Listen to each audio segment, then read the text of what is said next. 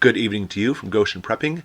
Let's jump right into it. All right, we're talking about a shortage coming up that is going to be quite the shortage. It's going to cause serious problems, and the shortage is in microchips. All right, before you turn it off, I know we've already been having a shortage in microchips, and it's been all over in the news. Last 2 years now, mind you. But this new wave of shortage that's coming is going to trump all of it, and it's going to be huge. Make sure you stay to the end. I'm going to show you some things that basically are going to kind of scare you as far as what's coming. Now, as far as the microchip shortage, the first thing we want to look at as far as the cause of it is from this company. I mentioned this in a previous video called ASML. ASML is a German corporation out of Berlin, and they don't make semiconductor microchips. Instead, they actually make the equipment to make semiconductor microchips.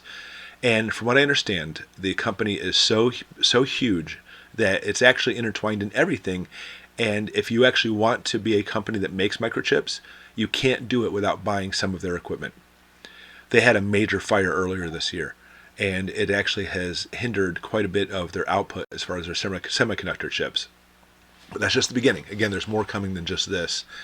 But anyways, we'll go ahead and talk about some of the different shortages we've seen already. And one of them is basically in cars.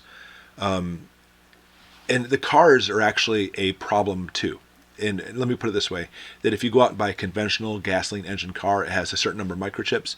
But if you buy an electric car, which is like the wave of the future, it is the wave of the future, by the way, but not for what you think it is. People are saying it's because of climate change. No, there's a reason we actually have electric cars popping up everywhere.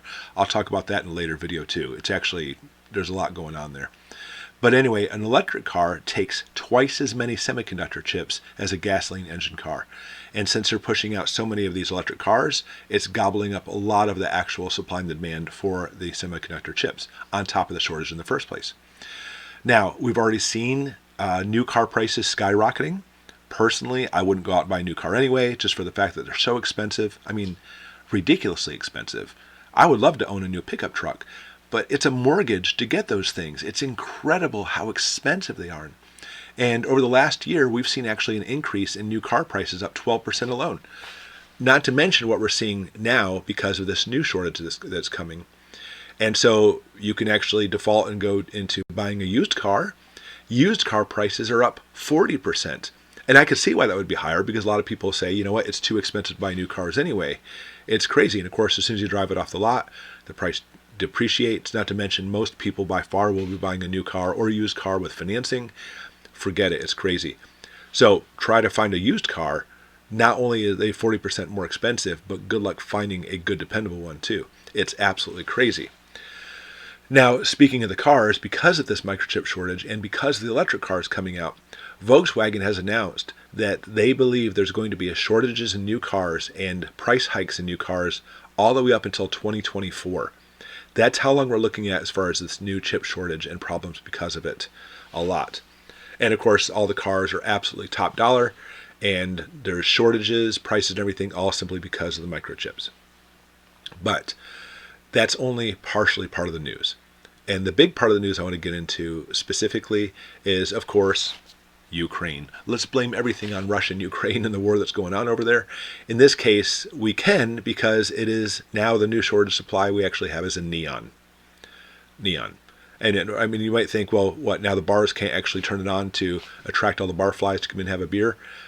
No, neon, if you didn't know it, is actually essential in the production of microchips. You can't make microchips without neon. Interesting.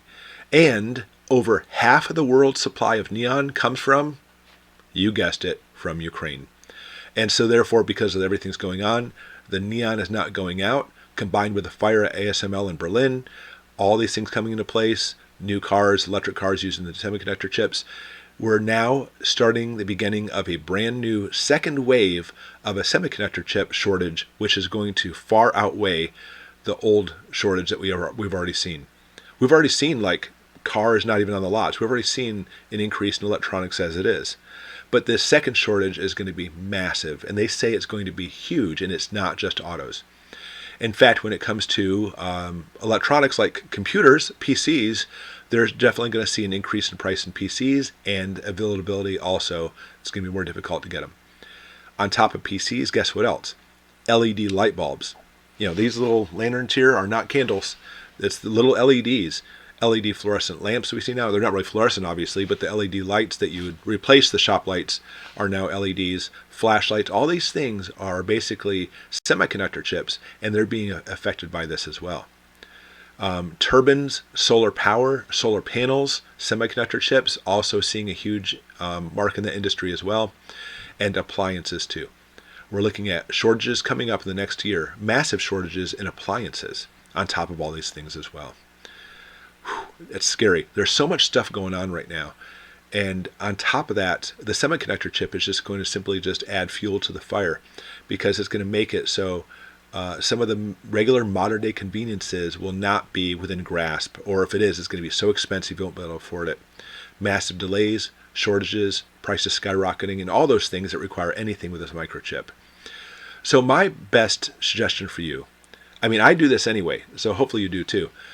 Hopefully you actually have some non-electronic backups for most of your things. Like, for example, we actually have an electric mill to grind wheat if we want to make bread, and we use it. It's nice.